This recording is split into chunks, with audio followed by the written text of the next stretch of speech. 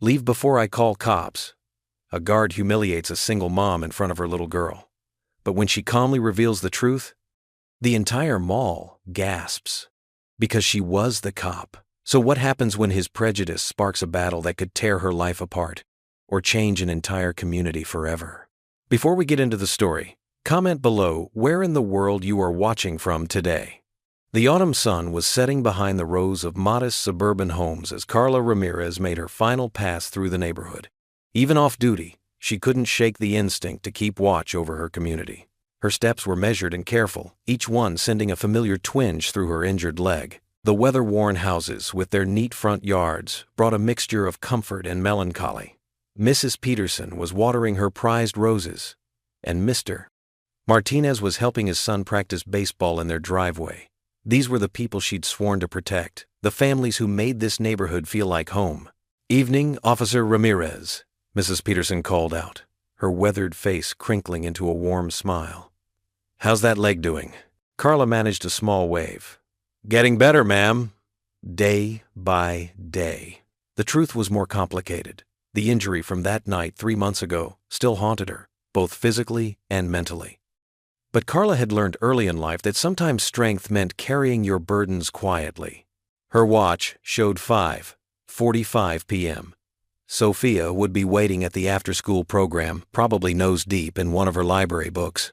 The thought of her daughter's face brought fresh energy to Carla's tired steps as she turned toward the community center.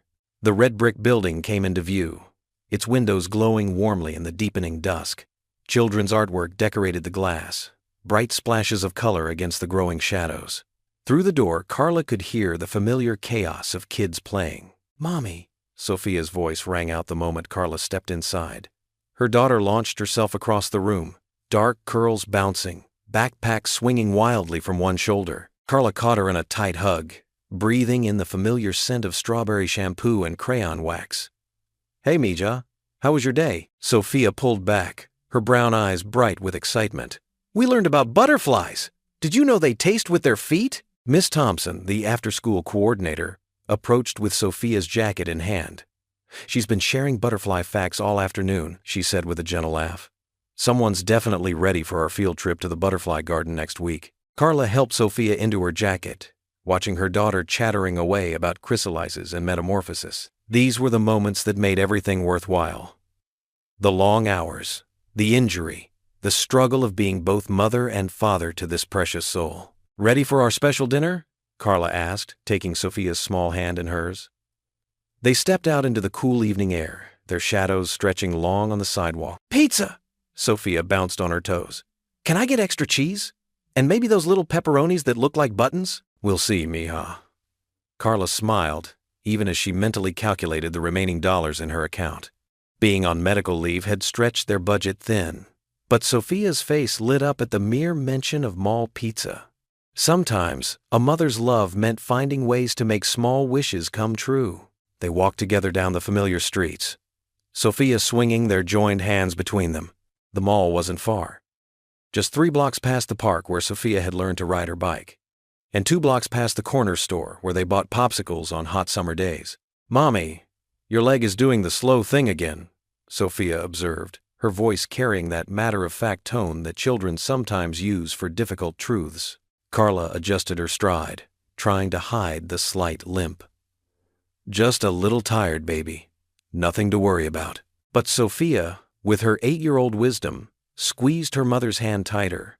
"We can sit lots when we get there, and I can carry my own backpack better." The simple offering of help, so innocent and sincere, made Carla's heart swell. Her daughter might be young, but she had an old soul when it came to understanding others' pain. The mall's entrance loomed ahead, its glass doors reflecting the last rays of sunlight. The familiar logo glowed above them, promising warmth and rest after their walk. Inside, the sound of conversations and shopping bags rustling mixed with the soft background music. "I can smell the pizza already." Sophia tugged gently at Carla's sleeve, pointing toward the food court with her free hand. The excitement in her voice was contagious, even as exhaustion weighed heavily on Carla's shoulders. They made their way past clothing stores with bright window displays and a kiosk selling cell phone cases in every color imaginable. The food court sprawled before them, a maze of plastic tables and fast food counters. The scent of various cuisines mingled in the air. Chinese food, burger grills, and yes, the unmistakable aroma of pizza. Carla's uniform, though off-duty, felt particularly heavy tonight. The fabric seemed to hold all the weariness of the day, all the worried glances at her leg, all the careful steps and hidden winces. But Sophia's excitement was like a bright balloon lifting her spirit. "Look, Mommy, they have the big slices today." Sophia pointed at the pizza counter's display case, where triangles of cheese pizza sat under warming lights, her small face pressed against the glass barrier, fogging it slightly with her breath. A faint smile crossed Carla's face as she watched her daughter's delight. Even through the bone-deep tiredness, even through the persistent ache in her leg, Sophia's joy was a beacon of light. The mall's fluorescent lighting caught the silver threads in her daughter's dark hair, creating a kind of halo effect that seemed fitting for this little angel who kept her going day after day. The food court buzzed with early evening activity around them. Families shared meals at nearby tables. Teenagers huddled over phones and smoothies, and tired shoppers rested their feet. Through it all, Sophia's enthusiasm remained undimmed, tugging at her mother's sleeve with gentle insistence, pointing toward the pizza counter with unwavering focus. The food court buzzed with the usual dinner crowd noise, the clinking of trays, scattered conversations, and the sizzle of food on grills. Carla guided Sophia through the maze of tables, balancing their pizza-laden trays with practiced care. Her daughter had chosen a slice of pepperoni, while Carla settled for plain cheese, more focused on finally sitting down than on what she was eating. They found a small table near the center of the food court, tucked between a family with young children and a group of teenagers sharing nachos. Sophia immediately dug into her pizza, her legs swinging happily under the chair. "Careful, mija," Carla cautioned gently as strings of cheese stretched from Sophia's mouth to her slice. "Small bites, remember?" Sophia nodded, her cheeks full of pizza. "But it's so good, Mommy," she managed between chews, making Carla smile despite her exhaustion. Carla sank into her chair, feeling the tension in her shoulders ease slightly. Her uniform felt heavy after the long day, and her injured leg throbbed beneath the table. Still, watching Sophia's obvious enjoyment of their simple dinner made it worth the effort of coming out instead of heading straight home. The fluorescent lights overhead cast a harsh glow across the food court's cream-colored tiles. Carla took a small bite of her pizza, savoring the moment of peace. These quiet dinners with Sophia were precious, a chance to shed the weight of responsibility for just a little while. "Tell me about school today," Carla said, reaching across the table to wipe a smudge of sauce from Sophia's chin with a paper napkin. Sophia's eyes lit up. "We learned about butterflies. Did you know they taste with their feet?" She demonstrated by wiggling her own feet under the table, nearly kicking the chair leg in her enthusiasm. A shadow fell across their table, cutting Sophia's explanation short. Carla looked up to see a mall security guard looming over them, his face set in hard lines. He wore a crisp blue uniform that seemed at odds with his scowling expression. "Ma'am," he said, his voice carrying a sharp edge that made Carla instinctively straighten in her chair. "This isn't a shelter. You can't stay here all night." Carla blinked, momentarily confused by his words. Sophia stopped mid-bite, her pizza hovering halfway to her mouth as she looked between her mother and the guard. "I'm sorry," Carla said, keeping her voice steady despite the sudden knot forming in her stomach. "We're just having dinner." The guard's eyes swept over her worn uniform, lingering on the casual clothes she wore over it, clothes she'd changed into for comfort after her neighborhood watch. His lip curled slightly. "We've had problems with people trying to camp out here," he said, louder now. Several nearby diners turned to watch. "Looking the way you do, wearing those clothes. This is a respectable establishment." Heat rose in Carla's cheeks, but years of training helped her maintain her composure. "Sir, we're paying customers. We're simply eating our dinner." Sophia put down her pizza, her earlier joy evaporating. "Mommy," she whispered, her voice small and uncertain. The guard's stance became more aggressive, his hand resting meaningfully on his belt. "Listen, lady. I don't want any trouble, but I've seen your type before, trying to take advantage. The food court isn't a place for." He paused, looking pointedly at their worn clothing and Carla's tired appearance. Loitering. More heads turned their way. The family at the next table quickly gathered their things, hurrying away from the confrontation.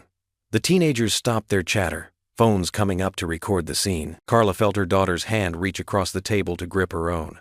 Sophia's fingers were trembling slightly, and that small detail made Carla's throat tighten with a mixture of anger and hurt. "Sir," she tried again, fighting to keep her voice level. "There's been a misunderstanding. We're just—" "No misunderstanding," the guard cut her off, his voice rising further. "I want you out of here now." His hand moved to his radio, his intent clear. The food court had grown quieter, dozens of eyes now fixed on their table. Sophia's lower lip trembled. "But we didn't do anything wrong," she protested softly, but the guard ignored her. He took another step closer, towering over their table. The overhead lights cast harsh shadows across his face, making his expression seem even more menacing. The smell of pizza had grown sour in Carla's mouth as she watched her daughter shrink back in her chair. The guard's next words rang out across the now silent food court. "Leave before I call the cops." Sophia's eyes went wide with fear, her small hand squeezing Carla's even tighter. Around them, the crowd of onlookers grew larger, their faces a mixture of discomfort, curiosity, and judgment. Some turned away, pretending not to see, while others openly stared at the unfolding scene. The pizza lay forgotten on their trays as mother and daughter sat frozen in their seats, the guard's threat hanging heavy in the air between them. The security guard loomed over their table, his shadow falling across Sophia's pizza. The little girl's lower lip trembled as she looked up at her mother, her small hands gripping the edge of the plastic tray. Carla's exhaustion evaporated, replaced by a familiar clarity, the same focused calm that had served her through countless confrontations on the job. She took a deep breath, centering herself as she'd been trained to do. "Sir," she said quietly, her voice steady despite the anger building in her chest. "There seems to be a misunderstanding." The guard crossed his arms, his badge catching the fluorescent light. "No misunderstanding. We don't allow loitering. This isn't a shelter." Around them, other diners had gone quiet. Phones appeared in hands, their cameras pointed discreetly toward the confrontation. A mother at the next table pulled her children closer, her expression a mix of discomfort and sympathy. "Mommy?" Sophia whispered, her dark eyes wide with confusion. "Why is he being mean?" The guard's gaze swept over Carla's worn clothes and the simple police academy sweatshirt she'd thrown on after her neighborhood patrol. His lip curled slightly. "Look, lady, I'm trying to be nice here, but if you don't leave before you call the cops..." Carla finished for him, her voice still calm but carrying an edge of steel. She reached for her bag, movements deliberate and slow.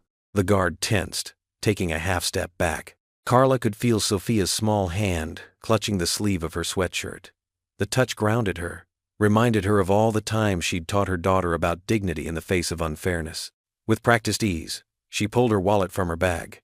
The leather was soft and worn, creased from years of use. She flipped it open with a gesture that had become second nature through countless traffic stops and domestic calls. The badge caught the light, its gold surface gleaming, the words, "Police Officer," clearly visible above her ID. Gasps rippled through the food court like a wave. Someone whispered, "Oh, snap!" From a few tables over. The guard's face went from red to pale in an instant, his mouth opening and closing without sound. "Officer Carla Ramirez," she said clearly, her voice carrying in the sudden quiet. "Badge number 2749. Currently on medical leave." She gestured to her leg, where the outline of her brace was visible beneath her worn jeans. "My daughter and I are simply trying to enjoy our dinner." A woman at a nearby table started clapping, and the sound spread. Someone called out, "You tell him, officer!" Another voice added, "Thank you for your service." Sophia sat up straighter in her chair, her earlier fear transforming into a proud smile. "That's my mommy," she announced to no one in particular, her voice carrying the absolute certainty of an 8-year-old. The guard's face had shifted through several shades of red during this exchange. His shoulders hunched, and he took another step back. I apologize for the misunderstanding, officer. I didn't realize that I was a cop," Carla finished, tucking her badge away. "Or that I was a paying customer." She met his gaze steadily. Would either of those things make a difference in how you treat people? More phones were out now, recording the exchange. An elderly couple nearby nodded in approval at her words. A teenager wearing a fast food uniform watched with undisguised admiration. The guard's radio crackled, and he grabbed at it like a lifeline. I need to. There's a situation, he stammered, then turned sharply on his heel. As he retreated, Carla caught his muttered words.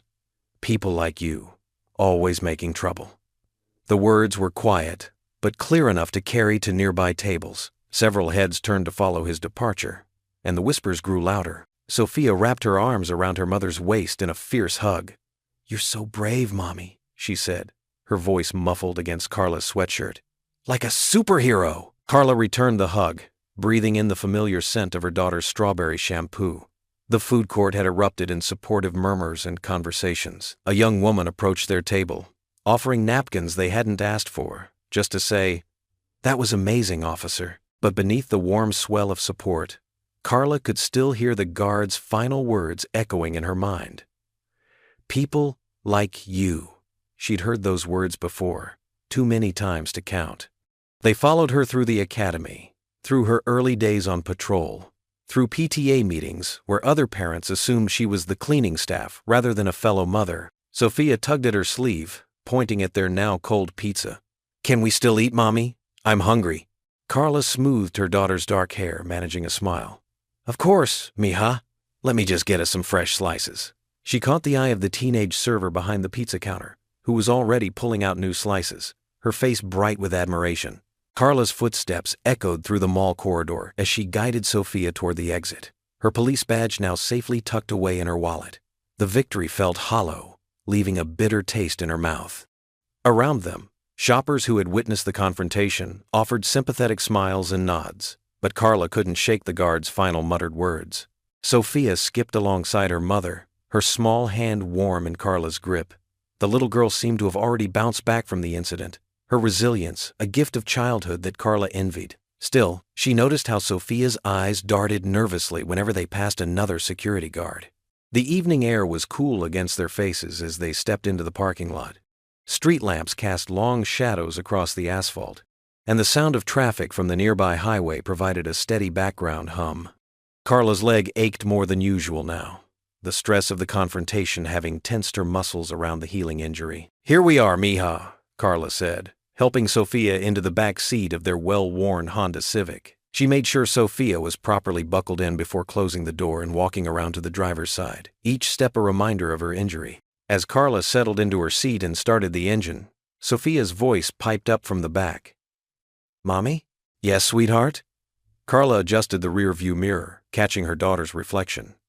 Sophia's dark eyes were serious, her brow furrowed in thought. Why was he so mean if you're a hero, Mommy? The question hit Carla like a punch to the gut.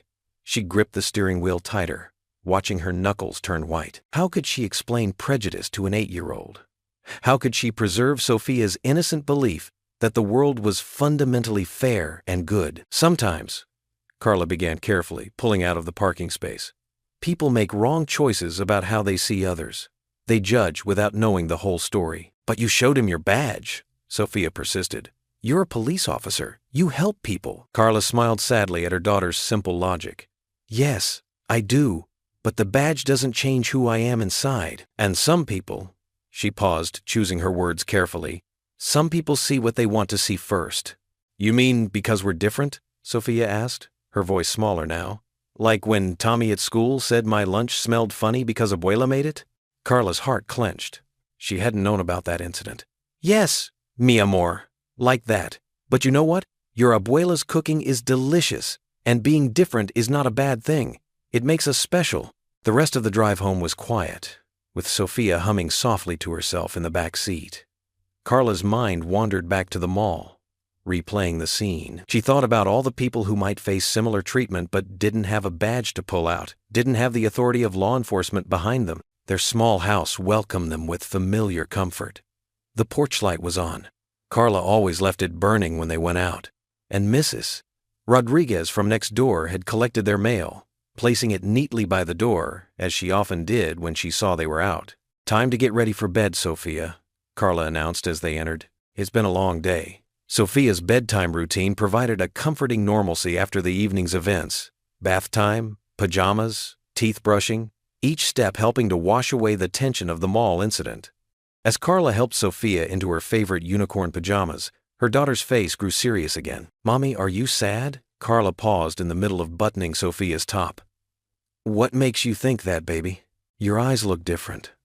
Like when you hurt your leg at work." Sophia reached out and touched Carla's cheek.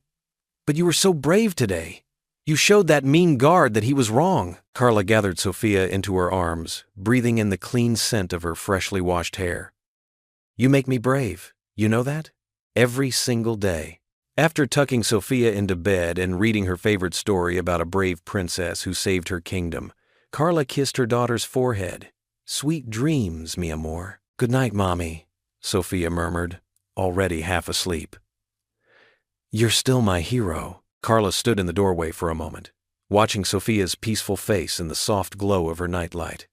Then she made her way to the kitchen, her leg protesting after the long day. She filled a glass with water and sat at the small kitchen table, the same one where she'd done her homework as a child when this was her parents' house. Reaching into her pocket, she pulled out her wallet and removed her badge. The metal caught the light from the overhead fixture, gleaming dully. She ran her fingers over the familiar numbers, thinking about how this small piece of metal had changed the security guard's attitude, at least outwardly. But what about the elderly Vietnamese woman she'd seen at the mall last week, being followed too closely by store security? Or the teenage boy in a hoodie she'd noticed being asked to empty his pockets for no reason? What about the young mother she'd observed being questioned about her WIC card at the grocery store? They didn't have badges to pull out. They couldn't force respect with a flash of metal and authority. Carla placed the badge on the kitchen table and stared at it, remembering why she'd become a police officer in the first place. It wasn't about the authority or the respect the badge commanded.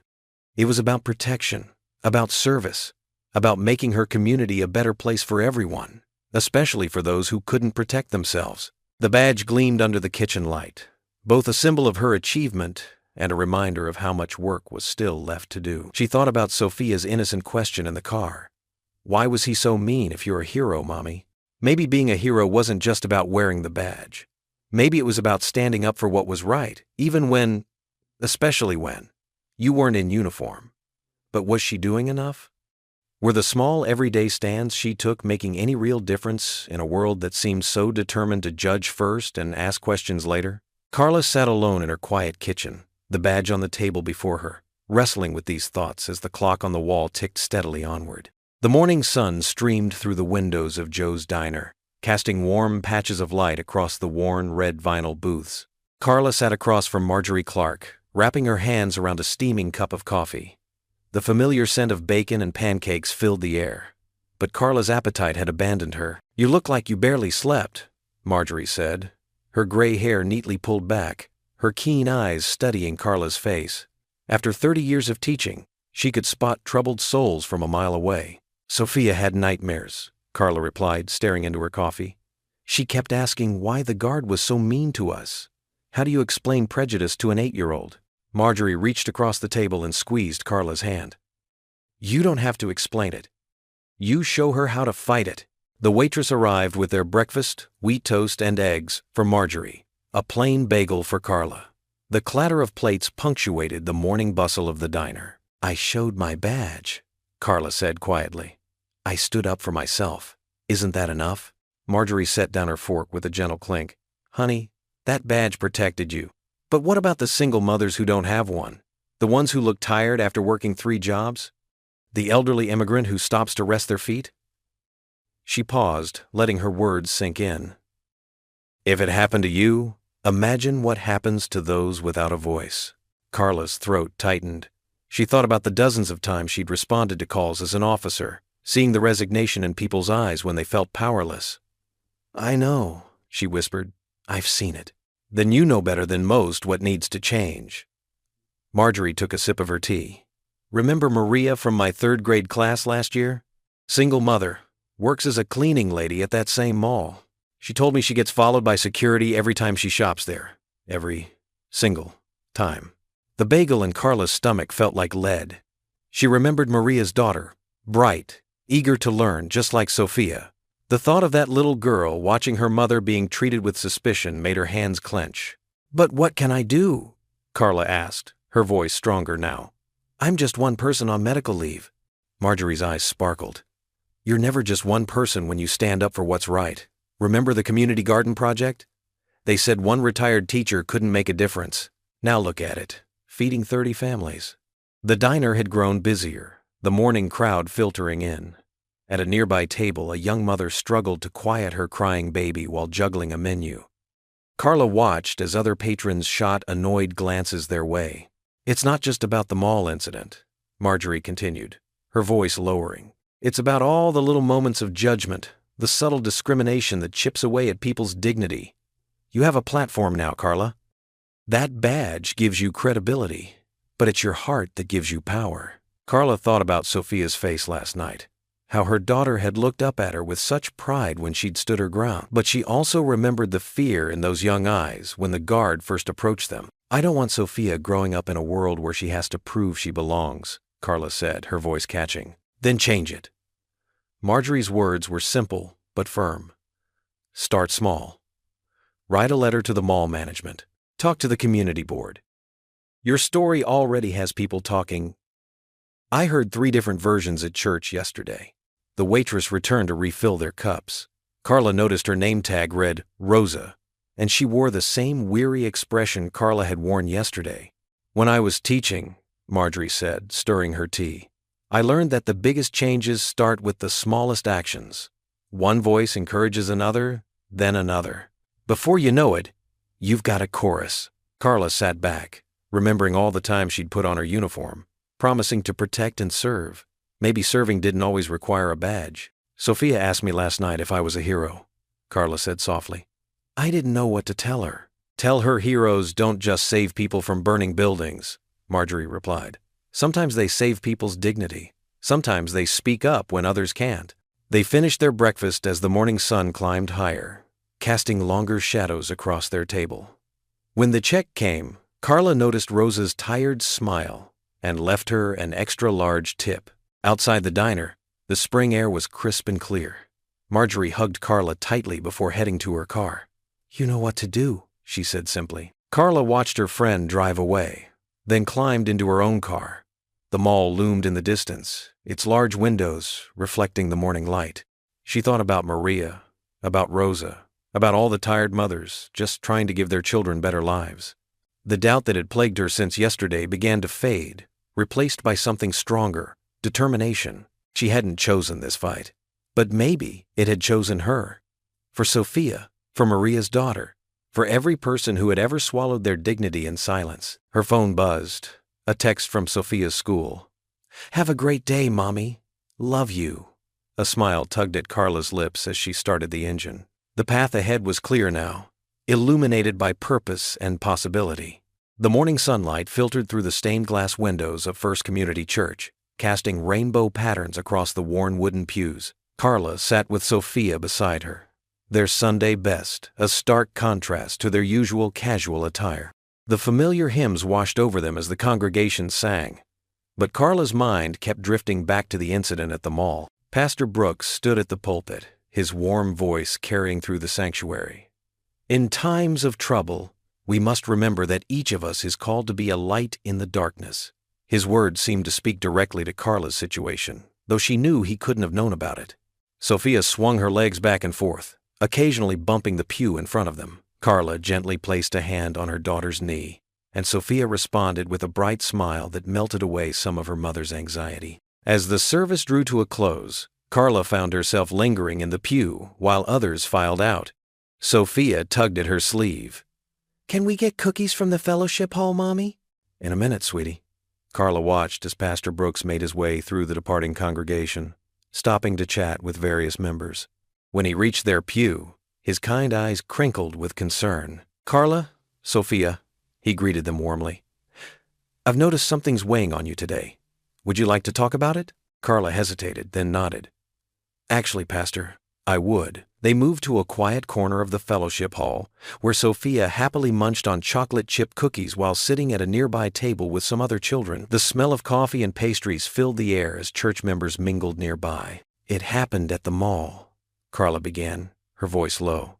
She recounted the security guard's actions, the humiliation, and the revelation of her badge. As she spoke, a few other church members drifted closer, drawn by the intensity of her story. Mrs. Thompson, who taught at the local high school, shook her head in dismay. "To think this happened to you, of all people." You've done so much for this community. That's just it, Carla said, her hands clasped tightly in her lap. If it can happen to me, a police officer, what about those who don't have a badge to show? What about the elderly woman who gets followed around stores? Or the teenager who gets asked to empty their pockets for no reason? Pastor Brooks nodded thoughtfully. You're right, Carla. These aren't isolated incidents. They're symptoms of a deeper problem. We should do something, said Mr. Rodriguez, a retired veteran who had been listening nearby. This is our community too. We can't just let this kind of behavior continue. Sarah Chen, who ran the local youth center, stepped forward.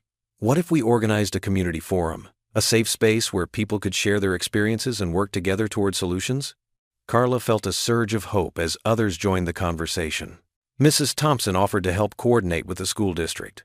Mr. Rodriguez suggested reaching out to other veterans groups. Even shy Mrs. Parker, who rarely spoke up, volunteered to bring her famous lemon squares. The church can host, Pastor Brooks offered. We've always been a gathering place for the community.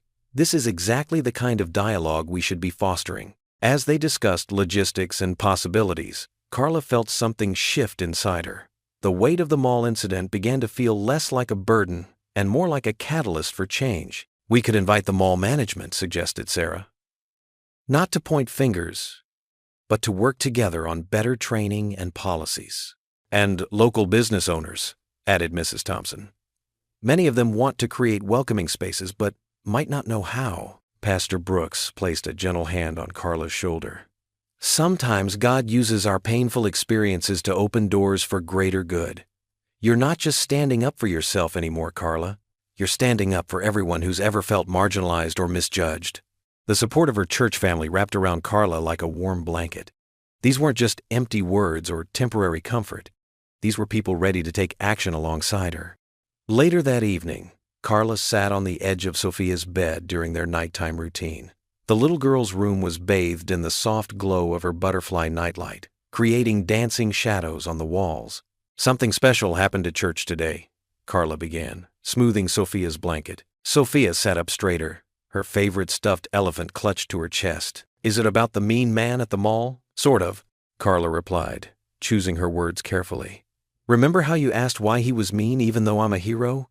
Well, lots of people want to help make sure nobody else gets treated that way. Sophia's eyes widened with interest. Like Mrs. Thompson? I saw you talking to her. Yes, like Mrs. Thompson, and Pastor Brooks, and many others. We're going to have a special meeting where people can talk about making our town better for everyone. Sophia was quiet for a moment, processing this information. Then she looked up at her mother, her young face serious in the dim light.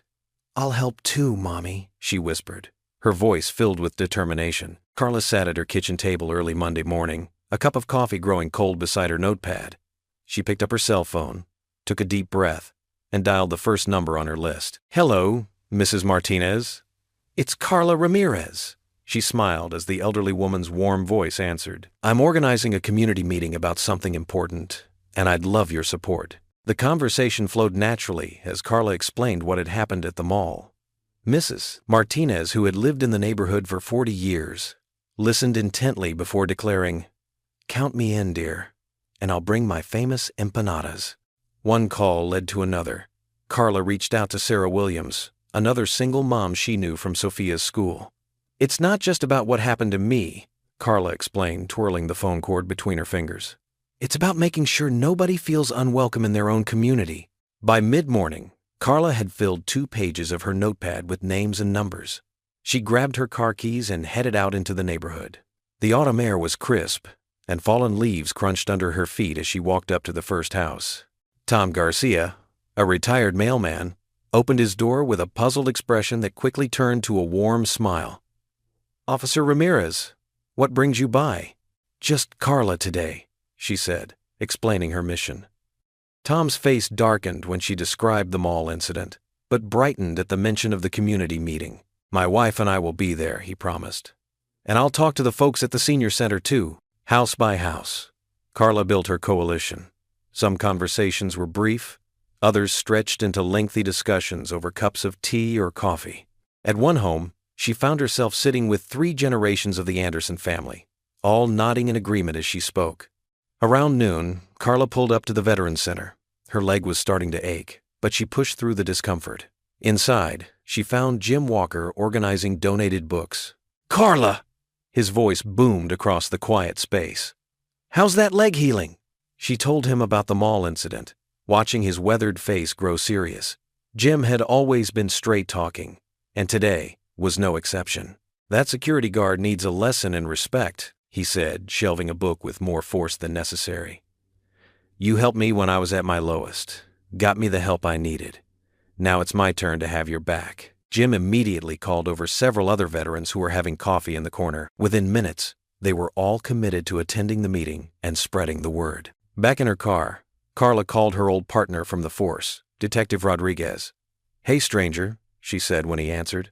"Ramirez. Missing the beat already?" Something like that. She filled him in, and Rodriguez's usual joking tone turned serious. "Send me the details. I'll talk to the chief about getting some official support. This kind of community outreach is exactly what we need right now." The afternoon stretched into early evening as Carla continued her rounds. She visited the local diner where many of her former colleagues grabbed coffee, spoke with teachers at Sophia's school, and stopped by the community center where a women's support group was meeting. At each stop, she found people eager to help, to share their own stories, to be part of something bigger than themselves. Miss Chen from the corner store offered to put up flyers. The librarian promised to announce it at their next story time. Even teenage Carlos from the skateboard park said he'd tell his friends. When Carla finally returned home, Sophia was already back from her after-school program, sitting at the coffee table with her art supplies spread out. "Mommy!" Sophia jumped up, her socks sliding on the hardwood floor. "Can I help make posters for the meeting?" Carla smiled, dropping her bag and keys on the kitchen counter. "Of course, sweetie. That's exactly what we need." Together, they spread paper across the living room floor. Sophia's artistic enthusiasm resulted in bright colors and slightly wobbly letters, but her sincerity shone through in every crayon stroke. "People should be nice to each other," she wrote carefully on one poster, surrounding the words with hearts and stars. Papers and notes covered every surface as they worked. Carla organized her day's contacts into lists, while Sophia created her masterpieces. The room looked like a cheerful disaster zone, but Carla didn't mind. Each piece of paper represented someone willing to stand up for what was right. Her phone kept buzzing with messages from people she'd talked to, each one sharing the information with others, creating a ripple effect through the community. Mrs. Martinez had already called back twice with more names to add to the list. Finally, Carla sank back into the couch, her body tired but her spirit lifted by the day's responses. Sophia lay on her stomach nearby, tongue stuck out in concentration as she colored another poster. The setting sun cast long shadows through the window, making the scattered papers glow golden. Looking at her daughter's dedicated work, Carla felt a surge of hope. The community she'd served for so long was rallying around her, proving that one person's stand for dignity could inspire others to join the cause. The phone rang just as Carla finished organizing the stack of community meeting flyers on her coffee table. She glanced at the unknown number, hesitating before answering. "Is this Officer Carla Ramirez?" a friendly voice asked. "This is Rebecca Chen from the Daily Herald." Carla's stomach tightened. She hadn't expected word to spread beyond their neighborhood. "Yes, this is Carla," she replied carefully. "I heard about what happened at the mall," Rebecca continued. "One of your neighbors contacted us. Would you be willing to share your story? I think it could really resonate with our readers." Carla sank into her worn armchair, running her fingers through her dark hair. Sophia looked up from her homework at the kitchen table, curiosity written across her young face. "I appreciate your interest," Carla said slowly, "but I'm not looking to make this about me." "Of course," Rebecca agreed. "But sometimes personal stories help people understand bigger issues. From what I've heard, you're trying to start an important conversation about dignity and respect in our community." Carla watched Sophia return to her math problems, pencil moving carefully across the paper. Her daughter's quiet strength these past few days had touched her deeply. "What kind of story did you have in mind?" Carla asked. "Just an honest conversation. Your experience, yes, but more importantly, what you hope to achieve with these community meetings you're organizing." Carla thought about Mrs. Martinez, about Jim at the Veterans Center, about all the people who had shared their own stories of feeling invisible or unwelcome. Maybe Rebecca was right. Maybe their voices needed to reach beyond their neighborhood. "Okay," she agreed. but I'd like to meet in person. They arranged to meet at Riverside Coffee the next morning. The local cafe was quiet enough for conversation, but public enough to feel comfortable. Carla arrived early, choosing a corner table where she could see both the door and the street outside. Rebecca turned out to be younger than Carla had expected, probably in her early 30s, with a warm smile and sharp eyes. She ordered a chai latte and pulled out a small recorder. "Do you mind if I record our conversation?" she asked. "It helps me quote accurately." Carla nodded, wrapping her hands around her coffee mug.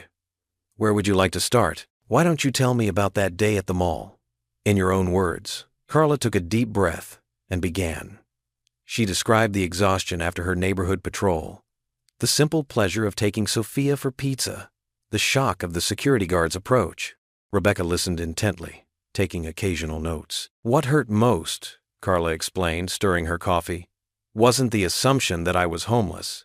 It was the way he refused to see me as a person worthy of basic respect. Even after I showed my badge, his attitude made it clear this wasn't about my circumstances.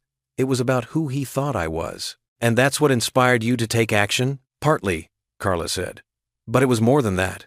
I kept thinking about people who don't have a badge to pull out. Single mothers working 2 jobs. Veterans struggling to adjust to civilian life. Elderly neighbors who get brushed aside. They deserve the same dignity I do." Rebecca's pen moved quickly across her notepad. "Tell me about the community response." Carla's face brightened as she described the growing support. "People want to help. They're sharing their own stories, offering meeting spaces, spreading the word. It's becoming something bigger than I imagined." "And your daughter? How has she handled all this?" A soft smile crossed Carla's face. "Sophia amazes me. She understands more than I expected. Yesterday, she told me she was proud that her mom was fixing things. That's what keeps me going, showing her that one person can make a difference." Their conversation continued for nearly 2 hours. Rebecca asked about Carla's years on the force, her injury, her experiences as a single mother. But she also listened carefully when Carla steered the discussion back to the broader issues of community and compassion. "Last question," Rebecca said finally. "What do you hope people take away from your story?" Carla thought for a moment. "That dignity isn't something you earn. It's something everyone deserves. And that change starts with ordinary people willing to speak up." That evening, Carla's phone pinged with an email from Rebecca. The article was live on the Daily Herald's website. Sophia crawled onto the couch next to her mother as Carla opened the link with trembling fingers. "Police officer turns personal humiliation into community call for change," read the headline. The story began with the mall incident but expanded into a thoughtful exploration of compassion and prejudice in their community. Rebecca had captured not just Carla's words, but the spirit behind them. As Carla scrolled through the article, notification after notification appeared.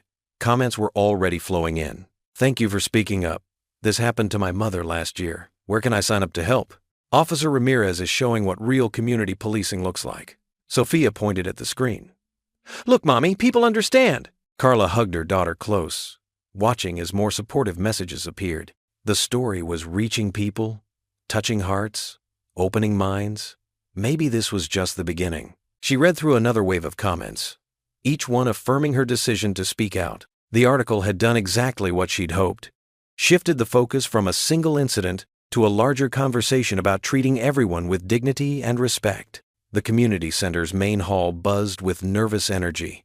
Rows of metal chairs creaked under the weight of concerned citizens, parents, veterans, and local officials. The fluorescent lights hummed overhead, casting a stark glow across faces both familiar and strange. Carla sat in the front row, her hands clasped tightly in her lap, while Sophia fidgeted beside her. Pastor Matthews stood at the podium, his gentle voice carrying through the speakers. "Tonight, we're here to listen and learn from each other, to build bridges where there are walls." He gestured toward Carla. "Officer Ramirez, would you like to share your story?" Carla squeezed Sophia's hand and stood up. Her leg ached as she made her way to the podium, but she kept her head high. The microphone squealed slightly as she adjusted it. "Thank you all for coming," she began, her voice steady despite her racing heart. 3 weeks ago, I was just a mom taking my daughter for pizza after a long day." She paused, looking out at the sea of faces. "What happened next showed me that sometimes the uniform we wear, or don't wear, changes how people see us. The room fell silent. Even the usual shuffling of feet and rustling of papers stopped. Carla continued, describing that evening at the mall, careful to keep her tone measured and clear. The security guard didn't see a police officer who serves this community. He didn't see a mother trying to feed her child. He saw what he wanted to see, someone he thought didn't belong. Murmurs of agreement rippled through the crowd. An elderly woman in the third row nodded vigorously, dabbing at her eyes with a tissue. "But this isn't about me," Carla said, her voice growing stronger. "It's about every person who's been judged unfairly, every parent who's been dismissed, every citizen who's been told they don't belong." She gestured to the diverse faces before her. "Look around this room. This is our community. All of us." More heads nodded. Someone called out, "That's right," from the back of the room. I showed my badge that day, and suddenly I was worthy of respect. Carla's voice caught slightly. "But what about those who don't have a badge? Don't they deserve the same dignity, the same respect?" The crowd responded with scattered applause and words of support. Mrs. Rodriguez, who ran the local bakery, stood up. "Last month, someone assumed I was just the cleaning lady at my own shop." Others began sharing similar stories. Each one met with understanding nods and supportive comments. Carla felt the energy in the room shift from tension to connection. This was what she'd hoped for. People opening up, sharing their experiences, recognizing their common ground. "We can do better," she continued. "We must do better. For our children who watch everything we do and say." She glanced at Sophia, who sat straight-backed and serious, taking in every word. As Carla finished speaking, Pastor Matthews returned to the podium. Would anyone else like to share their thoughts? To everyone's surprise, Sophia's small hand shot up. Carla's heart skipped a beat as her daughter slipped out of her chair and walked to the front. Pastor Matthews adjusted the microphone down to Sophia's height. Sophia stood on tiptoe, her pink sneakers barely visible to the crowd. Her voice came out soft but clear through the speakers. "My mommy is a hero even without her uniform." The simple truth of a child's words hit the room like a wave. Carla saw tears spring to eyes throughout the audience. Mrs. Rodriguez openly wept. Even stern-faced Mr. Thompson, the retired veteran who rarely showed emotion, wiped at his eyes with the back of his hand. Sophia wasn't finished. She helps people all the time, even when she's tired or her leg hurts. And she taught me that being nice to people is more important than being important. She looked directly at her mother, brown eyes shining. That's what makes her a real hero. The room erupted in applause. Carla felt tears rolling down her cheeks as Sophia ran to her, wrapping small arms around her waist. As she held her daughter close, Carla looked out at the moved faces before her. This wasn't just sympathy she saw. It was understanding, determination, and most importantly, hope. Pastor Matthews had to wait for the applause to die down before he could speak again. "From the mouths of babes," he said softly into the microphone, his own voice thick with emotion. "Sometimes it takes a child to remind us of our simplest truths." Carla sat back down with Sophia on her lap, her heart so full it felt like it might burst. The meeting continued around them, but she barely heard the words. She was lost in the feeling of her daughter's warm weight against her chest, in the powerful sensation of being truly seen, not as a uniform, not as a stereotype, but as herself. For the first time since the incident at the mall, Carla felt something shift inside her. The hurt and anger that had driven her to organize this meeting were transforming into something stronger, of hope. Real, tangible hope that change was possible, that hearts could open, that her community could grow into something better. Sophia snuggled closer, already half asleep despite the ongoing discussions. Carla stroked her daughter's hair, marveling at how this small person could say in a few simple words what she'd been trying to express all along. Sometimes the greatest wisdom came in the smallest packages. Carla's fingers moved across her phone screen as she sipped her morning coffee. Sophia was still asleep upstairs, giving her a quiet moment to check the local news website's coverage of last night's town hall meeting.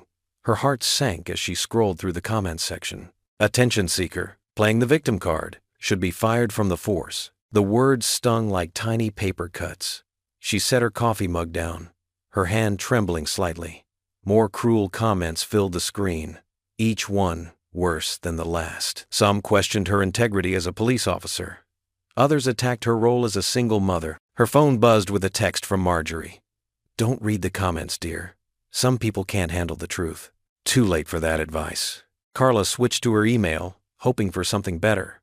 Instead, her stomach twisted as she saw a message from the mall's corporate office. The subject line read, "Notice of legal action urgent." The kitchen suddenly felt too warm. Carla opened the email with shaking fingers. The guard, Timothy Walsh, was claiming she had deliberately misrepresented the incident to damage his reputation. He alleged that she had been aggressive and uncooperative, that she had twisted his words to paint him as prejudiced. "Mom?" Sophia's sleepy voice made her jump. "Can I have pancakes?" Carla quickly locked her phone screen. "Of course, sweetie." She forced a smile, pulling out the pancake mix from the cupboard. As she stirred the batter, her mind raced. What if this lawsuit ruined everything she'd worked for? The doorbell rang just as she was flipping the first pancake. Through the window, she saw a courier on her porch holding an envelope. "Stay here and watch the pancakes, okay?" she told Sophia. "Don't touch the stove." The morning air was crisp as she opened the door. The courier handed her a thick envelope and asked for her signature. The paper felt heavy in her hands, heavy with implications, heavy with worry. Back in the kitchen, Sophia was standing on her tiptoes, peering at the pancake. "It's getting brown, Mommy." Carla quickly flipped it, then sat down at the kitchen table with the envelope. Her hands trembled as she broke the seal. Legal language jumped out at her.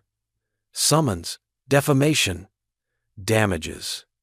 The guard was seeking $50,000 in compensation for alleged harm to his reputation and career prospects. "Mom, the pancake's smoking!" Carla rushed to rescue the burning pancake, scraping it into the trash. As she poured new batter into the pan, memories of the incident played through her mind. Had she somehow misremembered? No, she was certain of what happened. The guard's sneering face, his dismissive tone, the way he'd looked right through her humanity to see only what he wanted to see. Her phone buzzed again. This time it was her police captain. "Need to talk about the situation. Call me as soon as possible." Sophia sat at the table, drowning her fresh pancakes in syrup. "Are you okay, Mommy? You look sad." "I'm fine, honey." Carla tried to keep her voice steady. "Just grown-up stuff." After breakfast, while Sophia watched cartoons, Carla called her captain. The conversation was brief but clear. The department was concerned about potential negative publicity. They suggested she keep a low profile until the situation was resolved. She spent the next hour trying to reach her union representative, leaving messages that grew increasingly desperate. The morning slipped away, and with it, her confidence. The letter lay on her kitchen table like a ticking bomb. Around noon, her doorbell rang again. This time, it was Marjorie, carrying a bag of groceries. "I brought lunch," she announced, brushing past Carla into the kitchen. "And moral support." "Have you seen the comments online?" Carla asked, closing the door behind her friend. "Ignore them," Marjorie said firmly, unpacking sandwiches and fruit. "Small minds make the most noise." Carla picked up the court summons, holding it out to Marjorie. "This isn't something I can ignore." Marjorie adjusted her reading glasses and scanned the document, her face growing darker with each page. "This is harassment, pure and simple. He's trying to silence you. What if he wins?" Carla's voice cracked. "I can't afford a legal battle. I'm still paying Sophia's orthodontist bills." "You're not alone in this," Marjorie assured her, but Carla barely heard. She was thinking about her savings account, her mortgage, Sophia's college fund. One lawsuit could wipe it all away. The afternoon crawled by. More messages appeared on social media, some supportive, others cruel. Local news stations began calling. Carla let them all go to voicemail. As the sun began to set, casting long shadows across her kitchen floor, Carla sat alone at the table. Sophia was at a friend's house for dinner, giving her space to think. She picked up the summons again, folding it slowly, methodically, as if she could make its contents disappear with each crease. The weight in her chest felt like it might crush her. The paper was cool and smooth beneath her fingers as she made the final fold. She slipped it back into its envelope, but its presence loomed large in her small kitchen. Everything she'd tried to build, the community dialogue, the hope for change, seemed to be crumbling around her. The very act of speaking up had made her a target. Her phone lit up with another message. "Mom, can I sleep over at Jenny's? Please?" Carla stared at the text, grateful that at least Sophia was sheltered from this storm. She typed back a quick, Yes. Then set her phone face down on the table. The house felt emptier than usual, filled only with the soft hum of the refrigerator and the weight of her worries.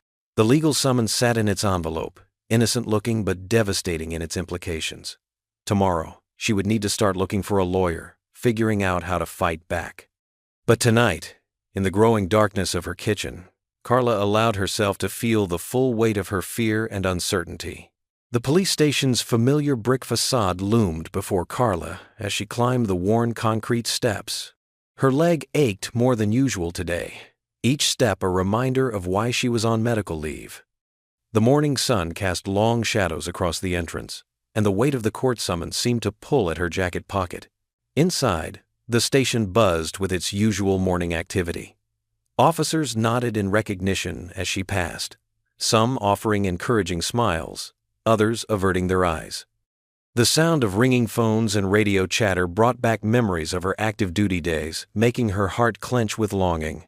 Captain David Morales' office door was open, but Carla knocked anyway. He looked up from his paperwork, his salt and pepper hair catching the fluorescent light. "Come in, Ramirez," he said, his voice carrying the same steady authority she remembered from countless briefings. "Thank you for seeing me, Captain." Carla settled into the chair across from his desk, trying not to wince as she adjusted her leg. Morales leaned back, studying her with concerned eyes. "I heard about the lawsuit. That security guard's got some nerve." "I couldn't just let it go," Carla said, her hands clasped tightly in her lap. "Not when I saw how it affected Sophia, how it affects our whole community." The captain nodded slowly, his expression grave. "I understand, Carla, but there's something you need to know." He pulled out a manila folder from his desk drawer. "Their lawyer's been asking questions about your medical leave." Carla's stomach twisted. "What kind of questions?" "The kind that worry me." Morales opened the folder, though Carla knew he didn't need to read its contents. "They're building a narrative, trying to paint you as unstable. They're suggesting the injury affected more than just your leg." The fluorescent lights suddenly seemed too bright, too harsh. Carla remembered the day of her injury, the crack of gunfire, the searing pain, the long nights in the hospital wondering if she'd ever walk normally again. "But that's not true," she protested, her voice smaller than she intended. "The psychological evaluation cleared me. I followed every protocol." "I know that," Morales said gently. "But they're going to twist things. That panic attack you had during physical therapy, they'll call it a breakdown. The pain medication you were prescribed, they'll imply dependency." Carla's chest tightened. How did they even get access to medical records? Become part of discovery in cases like this? Morales leaned forward, his elbows on the desk. "Listen, Carla, you're one of the best officers I've ever worked with. Your record is spotless, but they're going to try to destroy that reputation." The clock on the wall ticked loudly in the silence that followed. Outside the office, someone laughed at a joke Carla couldn't hear. "What should I do?" she asked finally. Morales sighed, running a hand over his face. "Legally, talk to your lawyer. But personally?" He paused, choosing his words carefully. "Consider if this fight is worth the cost. To you, to Sophia." Sophia. The thought of her daughter made Carla's throat constrict. If I back down now, what message does that send her? "Sometimes protecting our children means knowing which battles to fight." Morales' voice was kind but firm. "They're going to drag you through the mud, Carla. They'll question your judgment, your stability, your fitness as a mother." The words hit like physical blows. Carla looked down at her hands, noticed they were trembling slightly. "The department can't officially take a stance," Morales continued. "But whatever you decide, you have my support. Just be prepared for how ugly this could get." The meeting ended with a gentle squeeze of her shoulder from the captain, but Carla barely registered the gesture. The walk back to her car felt longer than ever, each step echoing with the weight of his warnings. That evening, after tucking Sophia into bed, Carla sat alone on the living room couch. The house was quiet except for the soft whir of the ceiling fan and Sophia's gentle breathing from the nearby armchair where she had fallen asleep while reading. Her daughter clutched the plastic toy police badge she'd gotten at a community fair last year, holding it close like a security blanket. Carla rolled up her pants leg, revealing the angry scar that traced its way down her calf. In the dim lamplight, it looked worse than usual. a permanent reminder of that day, of her vulnerability, of everything she stood to lose. Her fingers traced the raised tissue, and she felt the familiar phantom pain that sometimes kept her awake at night. Shame washed over her in waves. What if they were right? What if she was broken? What if this crusade for justice only ended up hurting the person she loved most in the world?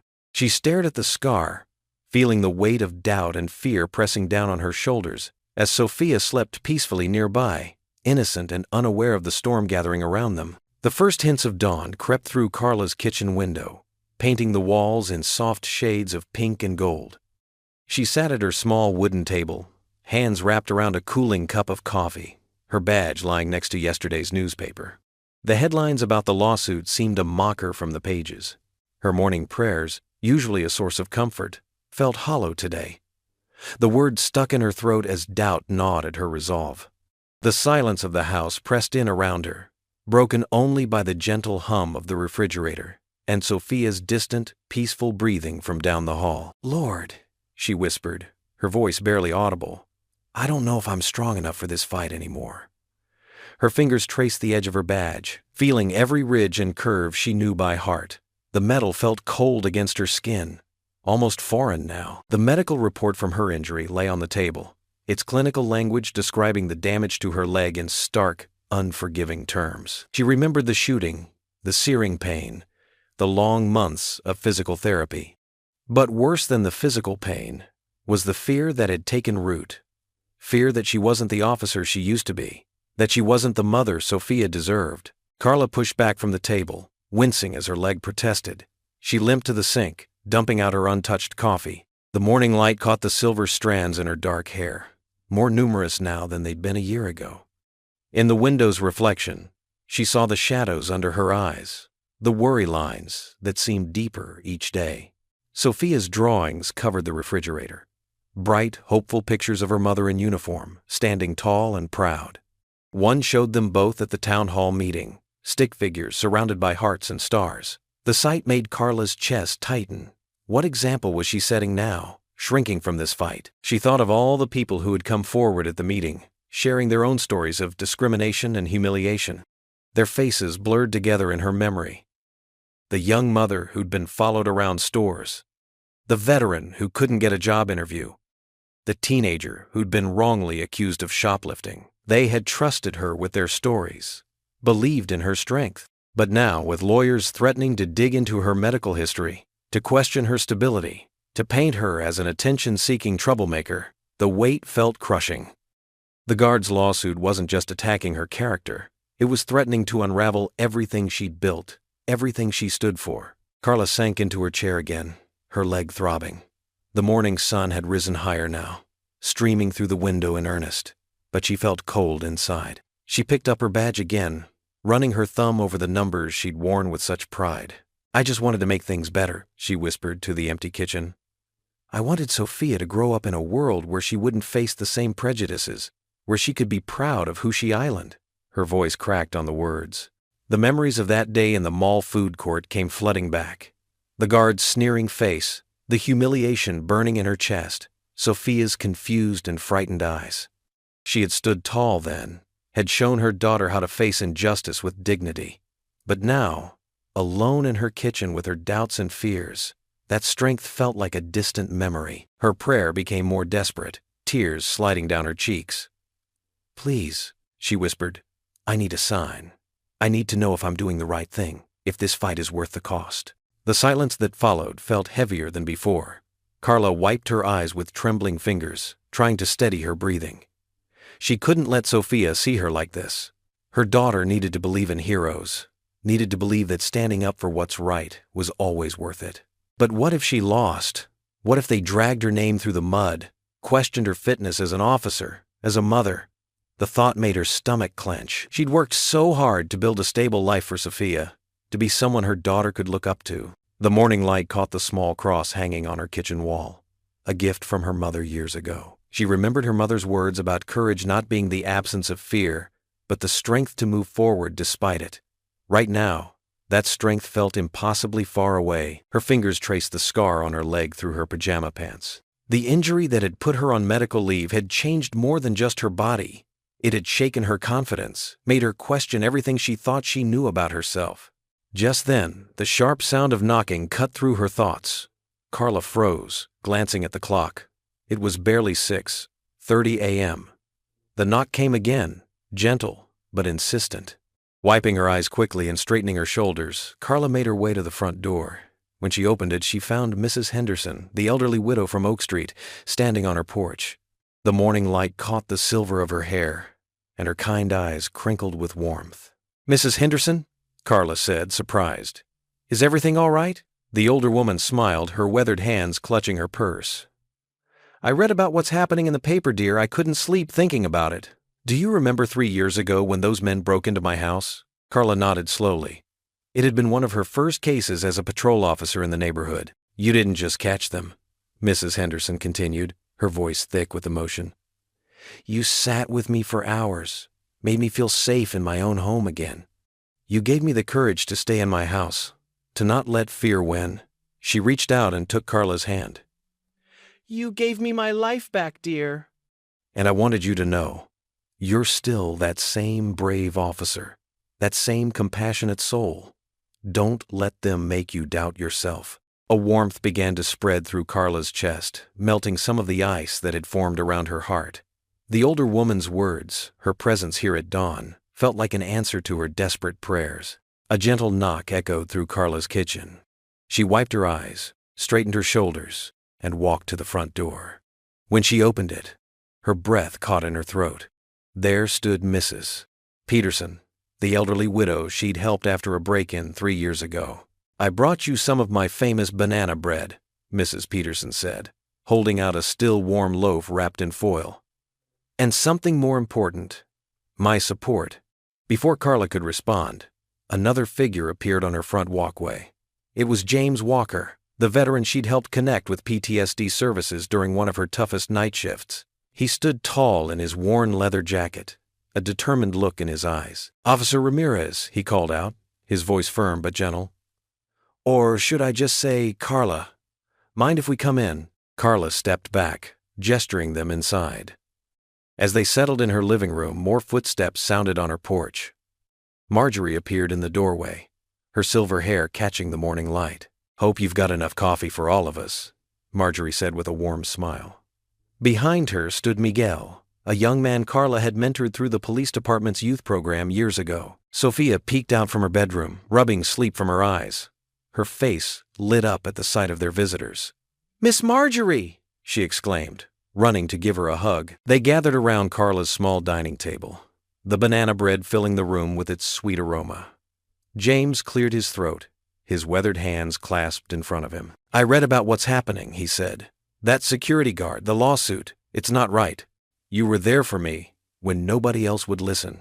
Now, it's our turn to be there for you." Miguel nodded eagerly. "You believed in me when everyone else saw just another troubled kid. You showed me I could be more. We can't let them tear you down like this." Mrs. Peterson reached across the table and squeezed Carla's hand. "Remember what you told me after the break-in? Sometimes the bravest thing we can do is ask for help." "Well, dear, we're here to help." Marjorie pulled out a notebook, all business. "I've been making calls. There are plenty of people willing to testify about your character, about the good you've done in this community. The lawsuit? It's just a bully's tactic. We're not letting them win." Tears welled up in Carla's eyes, but these were different from her earlier ones. These tears carried hope, not despair. Sophia climbed into her lap, wrapping small arms around her neck. "See, Mommy? You helped all these people, and now they're helping us back." The group spent the morning planning. James offered to coordinate with other veterans who'd witnessed Carla's dedication. Miguel said he'd reach out to youth program graduates. Mrs. Peterson volunteered to organize a prayer circle at church. As they talked, more neighbors began dropping by. Mrs. Chen from next door brought dumplings. Officer Rodriguez, her old patrol partner, stopped in with his wife. The Martinez family from down the street came with their teenagers, all wearing Community Strong t-shirts they'd made themselves. By afternoon, Carla's living room had transformed into an impromptu command center. People shared stories of how she'd touched their lives. The time she'd stayed late to help a lost child find his parents. The domestic violence victim she'd helped escape to safety.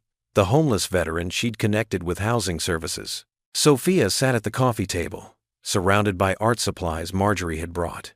Her small tongue stuck out in concentration as she carefully painted letters on a bright poster board. The room buzzed with energy and purpose, plans taking shape for the upcoming court date. James stood by the window watching the scene with quiet satisfaction. You know what makes a real hero, Carla? Not the badge or the uniform. It's the heart. That's what these people are here for. Your heart. Marjorie organized everyone into committees: legal support, community outreach, and media relations. She handled it all with the efficiency of a seasoned teacher, making sure everyone had a role and felt included. We're not just fighting a lawsuit, Marjorie declared. We're standing up for what's right, for dignity, for respect, for treating everyone with compassion, badge or no badge. As the afternoon light softened, most of the visitors began heading home, leaving with assignments and determined spirits. Carla stood in her doorway, watching them go, feeling the weight on her shoulders, lifting slightly with each supportive smile and encouraging word. She turned back to her living room, now quiet except for Sophia's humming as she worked on her sign. Walking over, Carla looked down at her daughter's artwork. In bright colors, Sophia had painted, "We stand with Mommy," in slightly wobbly letters, surrounded by hearts and stars.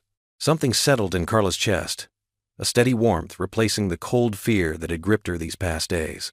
She watched her daughter add final touches to the sign, remembering all the faces and voices that had filled her home today. Each person represented a life she'd touched, a moment when she'd chosen to help rather than look away. Sophia held up her finished sign proudly. "Look, Mommy, do you think they'll let me bring it to court?" Carla knelt beside her daughter, touching one of the still damp hearts on the poster. The paint smeared slightly under her finger, real and tangible, just like the support she'd felt today. Her heart steadied with new resolve, strengthened by the knowledge that she wasn't fighting this battle alone. The courthouse loomed before them, its stone steps weathered by time and countless footsteps. Carla squeezed Sophia's small hand, drawing strength from her daughter's unwavering trust. The morning sun cast long shadows across the entrance, where reporters had already gathered with their cameras and microphones at the ready. "Remember what we talked about, sweetie?" Carla asked, kneeling to straighten Sophia's blue ribbon. "Yes, Mommy. Head up, just like you." Sophia's chin lifted proudly, mimicking the pose they'd practiced at home. Mrs. Peterson and Marjorie flanked them as they climbed the steps, forming a protective barrier against the flashing cameras. James Walker, still in his familiar leather jacket despite the warm weather, held the heavy wooden door open for their group. Inside, the courthouse's marble floors echoed with their footsteps. The high ceilings and formal atmosphere made Carla's throat feel tight. She'd been in courtrooms before, but always as an officer giving testimony. This was different. Today, she was the one being judged. "Officer Ramirez," a voice called out. She turned to see Lieutenant Rodriguez, her former supervisor, hurrying toward them in his dress blues. "The whole precinct is behind you." Carla blinked back tears as she spotted more familiar faces filing into the courthouse. Officers she'd worked with, community members she'd helped, even the elderly couple whose cat she'd rescued from a tree last summer. They filled the wooden benches, a sea of support in the austere courtroom. The guard's lawyer, Mr. Harrison, sat at his table in an expensive suit, arranging papers with sharp, aggressive movements. The guard himself sat stiffly beside him, refusing to meet anyone's eyes. Carla's own lawyer, Sarah Chen, touched her arm gently. "Remember, let them throw their punches first," Sarah whispered. "We have truth on our side." Sophia settled between Mrs. Peterson and Marjorie in the front row. Carla's heart ached as she walked to her seat, missing her daughter's warm hand in hers. "All rise," the bailiff called out. Judge Martinez entered, her black robes flowing as she took her place at the bench. Mr. Harrison's opening statement hit hard and fast. "Ladies and gentlemen," he began, his voice smooth as oil, "we'll prove that Officer Ramirez, bitter about her medical leave and desperate for attention, fabricated this entire incident. She used her badge not to serve, but to intimidate an honest security guard just doing his job." Carla kept her face neutral, though each word stung like salt in a wound. She watched the jury's faces, seeing doubt creep into their expressions. "Furthermore," Harrison continued, "Officer Ramirez's history of reckless behavior, culminating in the injury that removed her from active duty, shows a pattern of poor judgment and attention-seeking behavior. Sophia shifted in her seat, her small face clouding with confusion and hurt. Marjorie wrapped an arm around her shoulders, whispering something that made the little girl sit straighter. Sarah Chen rose next, her presence calm and assured. "This case isn't about attention or fabrication," she stated clearly. "It's about dignity, truth, and standing up against prejudice. Officer Ramirez has served this community with distinction for 12 years. The injury she sustained was in the line of duty, saving a teenage boy from an armed assailant." Murmurs rippled through the courtroom. Carla saw several jurors lean forward, their interest piqued. The guard took the stand first, his testimony rehearsed and rigid. He claimed Carla had been disruptive, that her uniform was actually old clothes meant to deceive, that she'd threatened him. Each lie built upon the last, creating a twisted version of that evening that bore no resemblance to reality. During cross-examination, Sarah's questions exposed the inconsistencies in his story. Why hadn't he called for backup if he truly felt threatened? Why did security camera footage show Carla and Sophia sitting quietly? Why had he never filed an incident report that night? Finally, it was Carla's turn. She stood, her injured leg protesting slightly, and made her way to the witness stand. The familiar weight of her badge in her pocket reminded her of everything it represented, not just authority, but responsibility and truth. Before taking her seat, she caught Sophia's eyes. Her daughter gave her a small, brave smile and a thumbs up, just as they'd practiced. In that moment, Carla felt all her anxiety melt away. This wasn't just about clearing her name. It was about showing her daughter that standing up for what's right matters, even when it's hard. The bailiff approached with the Bible. "Do you swear to tell the truth, the whole truth, and nothing but the truth, so help you God?" Carla placed her hand on the worn leather cover, her voice clear and steady. "I do." The fluorescent lights of the courtroom buzzed overhead as Carla sat rigidly in her chair.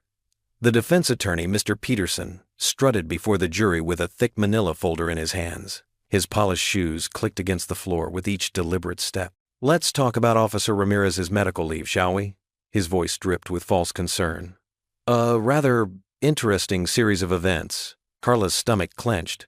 She'd known this was coming, but the reality of it hit harder than she'd imagined. She forced herself to maintain eye contact with the jury, though her palms grew sweaty against her navy blue pantsuit. "Officer Ramirez claims she sustained her injury in the line of duty," Peterson continued, pulling out a document with dramatic flair. "But let's examine the psychological evaluation that followed." A quiet murmur rippled through the courtroom. In the gallery, Sophia shifted in her seat next to Marjorie. Her small face creased with worry. "According to Dr. Harrison's report," Peterson read, his voice carrying to every corner of the room, "Officer Ramirez exhibited signs of severe anxiety and post-traumatic stress following the incident. She was deemed temporarily unfit for active duty." The words sliced through Carla like ice. She remembered those dark days after the injury, the sleepless nights, the pain that wouldn't quit, the fear that gripped her every time she thought about returning to patrol.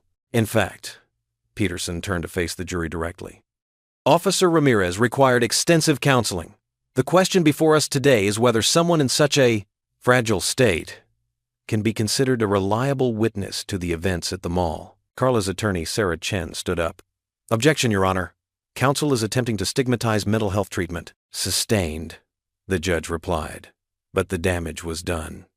Carla could see it in the jurors' faces, the doubt, the questioning looks. Peterson wasn't finished. He pulled out another paper. "We have testimony from Officer Ramirez's former partner, stating that in the weeks before her injury, she showed increasing signs of paranoia and emotional instability." Carla's chest tightened. That wasn't true. She'd been cautious, yes, but for good reason. They'd been working a dangerous case. But how could she explain that without revealing confidential details? Officer Martinez noted that Ramirez became, quote, "jumpy and defensive, especially around male authority figures." Peterson's words hung in the air like poison. Carla felt the heat rising in her cheeks. She thought of all the times she'd stood her ground against corrupt officers, against those who abused their power. Was that paranoia or principle? The morning dragged on, each revelation feeling like another brick added to the wall they were building around her. Peterson painted a picture of a woman unraveling, twisting her dedication to justice into something darker, more unstable. When the judge finally called for a recess, Carla's shoulders slumped. She felt stripped bare, her private struggles with recovery exposed and distorted for all to see. The whispers followed her as she walked out of the courtroom, her legs shaking slightly. In the hallway, she found a quiet corner and pressed her forehead against the cool wall. How had it come to this? She'd only wanted to stand up for what was right, to show Sophia that dignity mattered, that justice was worth fighting for. "Mommy?" Sophia's small voice cut through her thoughts. Carla turned to find her daughter standing there, still wearing the pale blue dress they'd picked out together for court. Before Carla could say anything, Sophia wrapped her arms around her mother's waist in a fierce hug. "You're still my hero, Mommy," Sophia whispered against her suit jacket. "Don't let them take that away." Carla's throat tightened as she held her daughter close. In that moment, the courthouse seemed to fade away. The judgments, the twisted truths, the carefully crafted doubts. All that remained was the pure, unshakable faith of her little girl. She drew back slightly, looking into Sophia's earnest brown eyes. Those eyes held no doubt, no questioning of her worth or her stability. They saw her as she truly was, not perfect, but trying her best every single day to make the world a little better. The tears Carla had been holding back all morning threatened to spill over. She blinked them away, not wanting Sophia to see her cry. But these weren't tears of defeat. They were tears of gratitude for this precious child who somehow always knew exactly what her mother's heart needed to hear. Marjorie appeared at the end of the hallway, giving them space but staying close enough to show her support. The older woman's presence reminded Carla that she wasn't alone in this fight. There were still people who believed in her, who saw past the defense's carefully constructed narrative of instability. Sophia's arms tightened around her waist one more time before letting go. "Can we get water?" she asked, her voice returning to its normal cheerful tone. "My throat's all scratchy from being quiet so long in there." A small laugh escaped Carla's lips, and she felt some of the morning's tension begin to ease. "Of course, Mija," she said, smoothing Sophia's hair. "Let's find the water fountain." As they walked down the courthouse hallway together, Carla stood a little straighter. The afternoon session would bring more challenges, more attempts to discredit her character. But Sophia's words echoed in her heart. "You're still my hero." Sometimes the simplest truths were the most powerful. The morning sun filtered through the courthouse's tall windows, casting long shadows across the polished wooden benches. Carla sat beside her lawyer, her hands clasped tightly in her lap. Her navy blazer felt stiff against her shoulders, but she kept her posture straight, drawing strength from Sophia's presence in the front row. "I'd like to call James Walker to the stand," her lawyer announced. The veteran made his way to the witness box, his military bearing evident in every step. Though his hair had gone gray at the temples, he carried himself with the same dignity Carla remembered from the night she'd found him struggling outside the VA center. After taking the oath, Jim settled into the chair, his eyes clear and focused. "I've known Officer Ramirez for 5 years now," he began, his voice steady and strong. "She found me on one of my worst nights, when the memories of war were too heavy to bear alone." The courtroom fell silent as Jim described how Carla had sat with him for hours, sharing stories of her own struggles, helping him find his way back to hope. "She didn't just hand me a card for the crisis hotline and drive away. She stayed. That's who Carla Ramirez is. Someone who stays when others leave." Next came Mrs. Chen from the corner grocery store. The elderly woman spoke softly but with conviction about the day Carla had defended her from harassment, then spent weeks checking on her until she felt safe again. "She brings Sophia to my store every week," Mrs. Chen added, smiling at the little girl. "They always ask how I am. Always show kindness." One by one, Carla's supporters took the stand. Pastor Mike spoke of her volunteer work with youth programs. "Officer Ramirez shows our kids that authority figures can be compassionate, that strength and gentleness can go hand in hand." Marjorie, her retired teacher friend, described Carla's dedication as a single mother. "I've watched her balance duty to her community with devotion to her daughter. She's never sought attention or praise. She simply does what's right, even when it's hard." A young man named Marcus, now in college, testified about how Carla had mentored him when he was heading down a dangerous path. "Instead of just arresting me that day, she saw past my anger. She helped me see my own worth."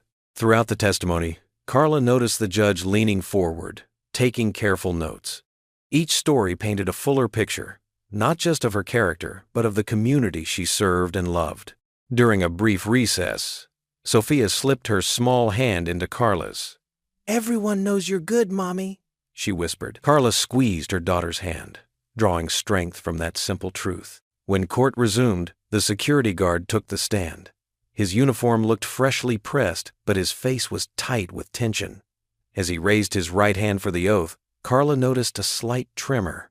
"Please state your name for the record," the judge instructed. "Thomas Reeves," the guard replied. His voice clipped. "Mr. Reeves," Carla's lawyer began, "could you describe the events of April 15th at the mall?" The guard shifted in his seat. "I was doing my job, maintaining order. We've had problems with loiterers." "And what made you identify Officer Ramirez as a loiterer?" She looked suspicious, tired, not like our usual customers.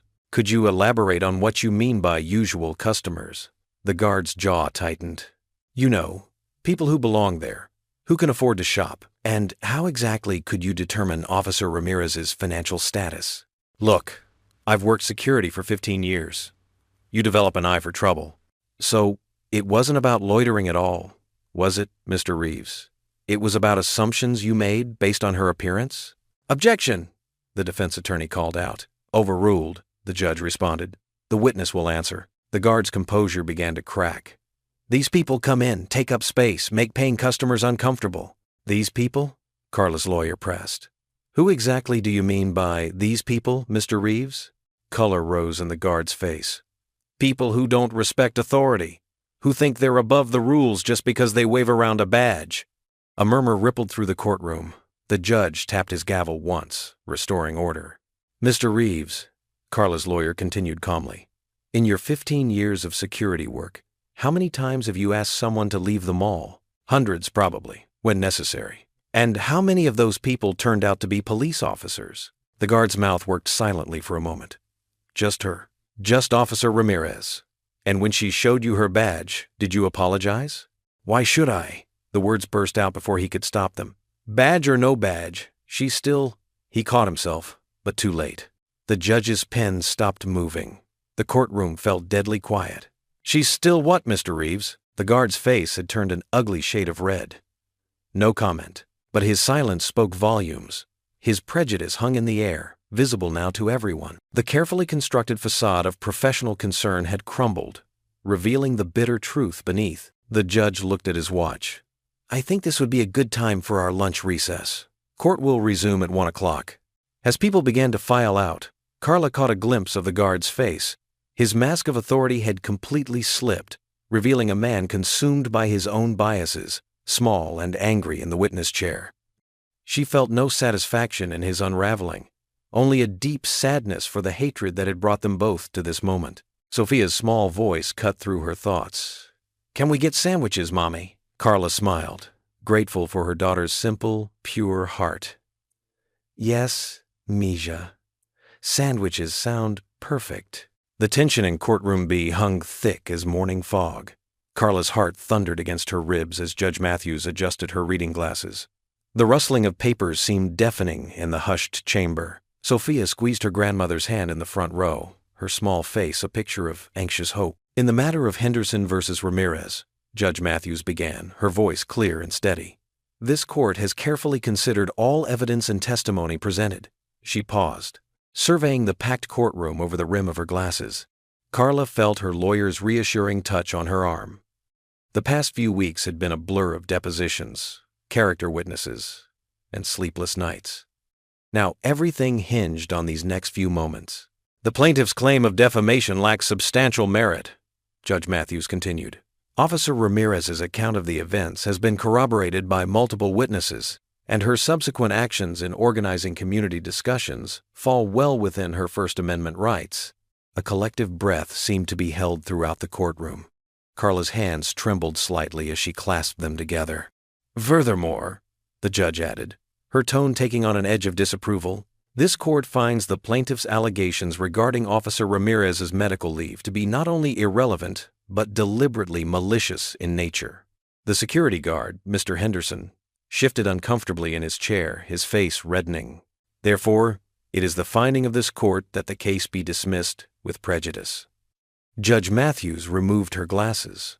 "The defendant, Officer Carla Ramirez, is fully vindicated of all charges." The courtroom erupted. A wave of relief and joy swept through the gallery, with people jumping to their feet in celebration. Sophia broke free from her grandmother's grasp, darting past the barrier to throw herself into her mother's arms. "You did it, Mommy!" Sophia's voice carried over the commotion. "You really did it!" Carla lifted her daughter, ignoring the twinge in her healing leg. Tears streamed freely down her face as she held Sophia close, breathing in the familiar scent of her daughter's strawberry shampoo. Mr. Henderson stood abruptly, his chair scraping against the floor. His face had turned from red to purple, and without a word, he stormed toward the exit. His lawyer hurriedly gathered papers, avoiding eye contact with anyone as he followed his client. "Order, please," Judge Matthews called, though her voice held a note of understanding for the spontaneous celebration. "This court is adjourned." People began streaming toward Carla. Marjorie, her retired teacher friend, was among the first to reach her, enveloping both Carla and Sophia in a warm embrace. "I never doubted you for a moment, dear," she whispered. The veteran she'd helped years ago, Mr. Rodriguez, stood nearby with tears in his eyes. "You stood up for me when I needed help," he said, his voice rough with emotion. "It's about time someone stood up for you." Members of her church congregation pressed forward, offering hugs and words of congratulation.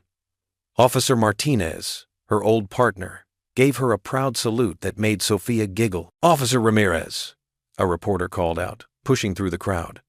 "How do you feel about the verdict?"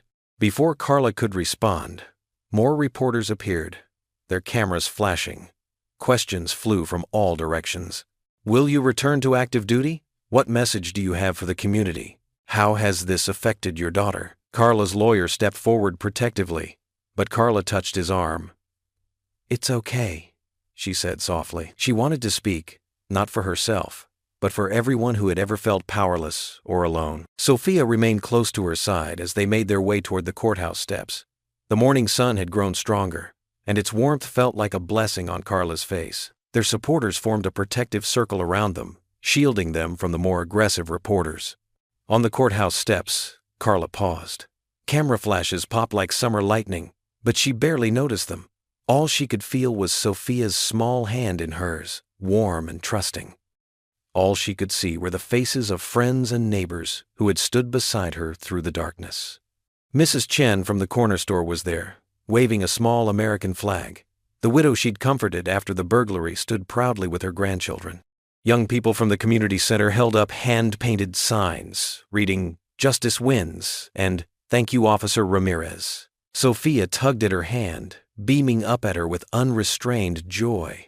In that moment, Carla saw in her daughter's eyes not just pride, but understanding. Sophia had witnessed her mother's strength, her refusal to back down when truth and dignity were at stake. It was a lesson more valuable than any badge or uniform could convey. The cameras continued to flash, capturing this moment of triumph. But for Carla, the real victory wasn't in the verdict or the vindication. It was in the community that had come together, in the bonds that had grown stronger through adversity, and in the knowledge that her daughter would grow up knowing that justice, while not always swift, could still prevail. A gentle breeze lifted Sophia's dark curls as she waved to the cameras, her smile bright enough to outshine them all. Carla squeezed her daughter's hand, and together they descended the courthouse steps, surrounded by the warmth and protection of their extended family, not of blood, but of heart. The morning light caught the brass fixtures of the courthouse, making them gleam like beacons. As cameras continued to flash around them, Carla and Sophia moved forward, their steps sure and steady, their hearts full of gratitude and hope. The mall's main atrium buzzed with excitement. Sunlight streamed through the glass ceiling, casting warm patterns across the gathered crowd. Carla Ramirez stood at the podium, her police uniform crisp and neat, though her hands trembled slightly as she adjusted the microphone. 3 months ago, I stood in this very mall feeling small, she began, her voice steady despite her nerves. Today, I stand here feeling grateful. Rows of faces looked up at her. Mall employees in their various uniforms, security guards with fresh community training pins on their lapels, and dozens of local residents who had supported her journey. In the front row, Sophia beamed, sitting between Marjorie and their pastor. "Change doesn't always come from grand gestures," Carla continued. "Sometimes it starts with a single moment of hurt that we choose to transform into hope." She glanced at the mall's new director, Sarah Chen, who had replaced the previous management after the incident. Sarah nodded encouragingly, her presence representing the mall's commitment to their new community inclusion program. "This training program isn't just about rules and procedures," Carla explained, gesturing to the presentation screen behind her. "It's about seeing the person behind every face that walks through these doors. It's about remembering that everyone deserves dignity, whether they wear a uniform, a business suit, or worn-out jeans." The crowd murmured in agreement. Among them sat the veteran she'd helped years ago, the elderly widow who'd shown up on her doorstep, and several of her fellow officers who'd supported her through the court battle. "When I was injured in the line of duty," Carla touched her leg briefly, "I thought my ability to serve had ended. But standing here today, I realize service comes in many forms. Sometimes it means wearing a badge. Sometimes it means standing up for what's right, even when you're afraid." Sophia wiggled in her seat, pride radiating from her small frame. She wore her Community Helper pin, a new program the mall had started for children to learn about respect and inclusion. "This program will train every employee in cultural sensitivity, bias recognition, and community engagement," Carla continued. "But more importantly, it will remind us all that behind every encounter is a human story we might not know." She paused, taking in the transformed space around her. New welcome signs in multiple languages adorned the walls. The security desk now displayed a community service pledge. Even the food court where the incident occurred had been renovated to feel more welcoming and open. "I want to thank everyone who stood with me during the difficult days," Carla's voice softened. "My daughter Sophia, whose faith in me never wavered. My friends and neighbors who reminded me why this fight mattered. And this community for proving that when we stand together, real change is possible." The applause was warm and genuine. Sarah Chen took the podium next, officially launching the program while Carla stepped back, feeling a weight lift from her shoulders. After the ceremony, well-wishers surrounded them. Sophia collected hugs from everyone she knew, proudly showing off her pin to anyone who would look. The crowd gradually thinned, leaving Carla and Sophia to walk through the mall together.